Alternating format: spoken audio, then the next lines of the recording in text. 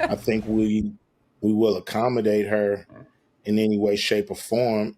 A guy from Barstools offered her $10 million to play in his rec league. Welcome back to the channel. So here's the million-dollar question of the day. Did Caitlin Clark actually turn down $15 million from the Big 3, or is she still weighing her options? Because sources are telling a completely different story than what's been reported. And honestly, the truth might shock you. We're talking about the biggest decision in women's basketball history, and nobody seems to know what's really happening behind closed doors. Buckle up, because this story has more twists than you think. Okay, so here's what everyone thinks they know. Big3 co-founder Jeff Quadenetz came out and said they offered Caitlin Clark $15 million for 10 weeks of basketball. Started at $5 million, worked their way up to 15. Sounds like she said no, right? Well, hold up. Sources close to Clark's camp are saying something totally different. Word is, she hasn't actually rejected anything yet. In fact, some insiders are claiming she's confirmed she's seriously considering it, and the door's still wide open. Think about that for a second. We might be watching the biggest decision in women's sports history play out in real time. Here's the thing, though. Clark's locked into a WNBA contract that pays her about $84,000 this year. That's less than what some college coaches make. Meanwhile, this Big 3 offer would pay her $214,000 per day for 10 weeks. The math is just insane. But here's where things get really messy, and honestly, kind of ugly. Back in May, during one of the biggest games of the season, Clark versus Angel Reese, the matchup everyone wanted to see, some serious allegations came out. We're talking about claims of racist comments being yelled at Reese from the Indiana crowd during their home opener. Picture this: sold-out arena, the rivalry that basically saved women's basketball, and then things allegedly got really bad in the stands. The game itself was already intense enough. Clark ended up getting a flagrant foul for contact with Reese on a layup attempt. But what happened off the court? That's what had the WNBA launching a full investigation. The league doesn't mess around with this stuff. When they open an investigation, you know something serious went down. They spent weeks going through footage, talking to witnesses, basically CSIing the whole situation. Here's what's wild, though. After all that digging, the WNBA couldn't actually prove the racist comments happened. They found no evidence to back up the allegations against the Indiana fans. But honestly, the fact that these allegations even came up shows you how toxic things have gotten around women's basketball. Think about what Clark's dealing with here.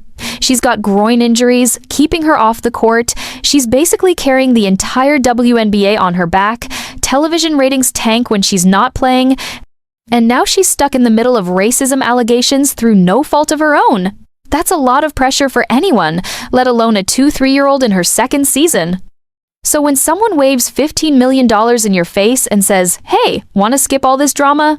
I mean, can you really blame someone for considering it? Now, here's where it gets really wild. Multiple sources are saying Clark hasn't actually closed the door on this Big 3 deal. Yeah, she's playing for the Fever right now, but apparently she's told people close to her that she's still thinking about it. Can you imagine being in her shoes? One source said she's confirmed she's weighing all her options and that the Big 3 offer is definitely still on the table. Another insider claims she's been having serious conversations with her team about whether staying in the WNBA long-term actually makes financial sense. And honestly, when you look at the numbers, it's hard to argue with that logic. Her Nike deals and endorsements are huge, sure, but they're tied to her staying relevant. If she gets injured again, or if the WNBA's ratings tank without her, those deals could dry up fast. The Big 3 money, that's guaranteed cash, no strings attached. Plus, Bill Simmons has been dropping hints about some mega-wealthy investors who want to build a whole new global league around Clark. We're talking about people with enough money to make Ice Cube's offer look like pocket change. Look, let's be real here. The Big 3's offer just exposed how broken the WNBA's pay structure really is. When a summer league can offer more than an entire WNBA career, that's not sustainable. But here's what's really interesting. Clark's not the only one dealing with this stuff. Other WNBA stars are watching this whole situation play out, and you better believe they're taking notes.